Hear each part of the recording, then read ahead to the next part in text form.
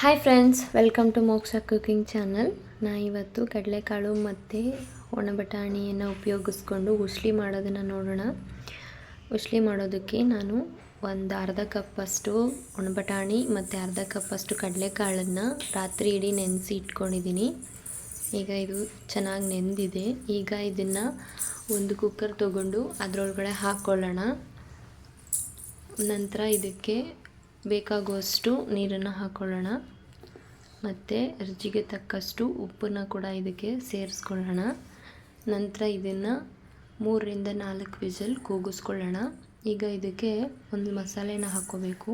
ಒಂದು ಸ್ವಲ್ಪ ಕಾಯಿ ತುರಿ ಮತ್ತು ಒಂದು ಮೆಣಸಿನ್ಕಾಯಿ, 1 ಇಂಚು ಶುಂಠಿ, ಸ್ವಲ್ಪ ಕೊತ್ತಂಬರಿ ಸೊಪ್ಪು ಹಾಕಿ ತರತರಿಯಾಗಿ ರುಬ್ಬಿಟ್ಕೊಂಡಿದ್ದೀನಿ. ಮತ್ತು ಒಗ್ಗರಣೆಗೆ ಸಾಸಿವೆ, ಕರಿಬೇವು, ಒಂದು 3ರಿಂದ 4 ಹಸಿಮೆಣ್ಸಿನ್ಕಾಯಿನ ಚಿಕ್ಕ ಚಿಕ್ಕದಾಗಿ ಕಟ್ ಮಾಡಿ ಇಟ್ಕೊಂಡಿದ್ದೀನಿ. ಒಂದು ಮೀಡಿಯಮ್ ಸೈಜ್ ಈರುಳ್ಳಿನ ಚಿಕ್ಕ ಚಿಕ್ಕದಾಗಿ ಕಟ್ ಮಾಡಿ ಇಟ್ಕೊಂಡಿದ್ದೀನಿ ಮತ್ತು ರುಬ್ಬಿದ ಮಸಾಲೆ.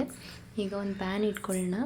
ಒಂದು 3ರಿಂದ 4 ಟೇಬಲ್ ಸ್ಪೂನಷ್ಟು ಎಣ್ಣೆನ ಹಾಕೋತಾ ಇದ್ದೀನಿ.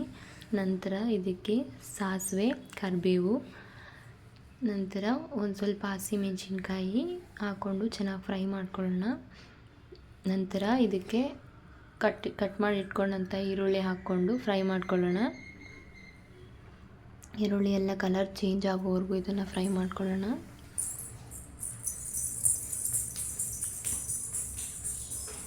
ನೋಡಿ, ಈರುಳ್ಳಿ ಎಲ್ಲ ಕಲರ್ ಚೇಂಜ್ ಆದಮೇಲೆ ಬೇಯಿಸಿಟ್ಕೊಂಡಂಥ ಬಟಾಣಿ ಮತ್ತು ಕಡಲೆಕಾಳನ್ನು ನೋಡ್ತಾ ಇದ್ದೀನಿ.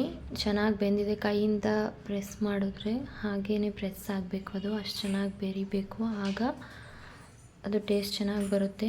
ಈಗ ಒಗ್ಗರಣೆಗೆ ಸ್ವಲ್ಪ ಉಪ್ಪು ಹಾಕೋತಾ ಇದ್ದೀನಿ, ಒಂದು ಚಿಟಿಕೆ ಉಪ್ಪು. ನಾವು ಆಲ್ರೆಡಿ ಕಾಳಿಗೆ ಹಾಕ್ಕೊಂಡಿದ್ದೆ, ಸೊ ಹಾಗಾಗಿ ಒಗ್ಗರಣೆಗೆ ಮಾತ್ರ ಒಂದು ಚಿಟಿಕೆ ಉಪ್ಪು ಹಾಕೋತಾ ಇದ್ದೀನಿ. ಈಗ ಕಾಳನ್ನೆಲ್ಲ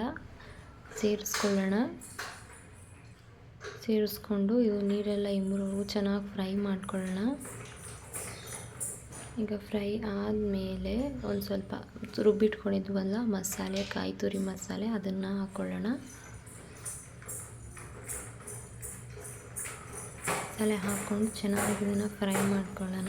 ನೀರೆಲ್ಲ ಇಂಬ್ರುಕೋಬೇಕು, ಅಲ್ಲಿವರೆಗೂ ಇದನ್ನು ಫ್ರೈ ಮಾಡ್ಕೊಳ್ಳೋಣ. ಈಗ ಇದು ರೆಡಿಯಾಗಿದೆ. ಈಗ ಇದನ್ನು ಸರ್ವ್ ಮಾಡ್ಕೊಳ್ಳೋಣ. ಇದಕ್ಕೆ ಸ್ವಲ್ಪ ನಿಂಬೆಹಣ್ಣು ಕೂಡ ಹಿಂಡಿದೆ, ಅದು ಕ್ಲಿಪ್ಪಿಂಗ್ ಮಿಸ್ ಆಗಿದೆ. ನೀವು ಸ್ವಲ್ಪ ನಿಂಬೆಹಣ್ಣು ಕೂಡ ಹಾಕ್ಕೋಬೋದು. ಈಗ ಅದು ರೆಡಿಯಾಗಿದೆ. ಈ ವಿಡಿಯೋ ಇಷ್ಟ ಆದರೆ ಲೈಕ್, ಶೇರ್, ಸಬ್ಸ್ಕ್ರೈಬ್ ಮಾಡಿ. Thanks for watching.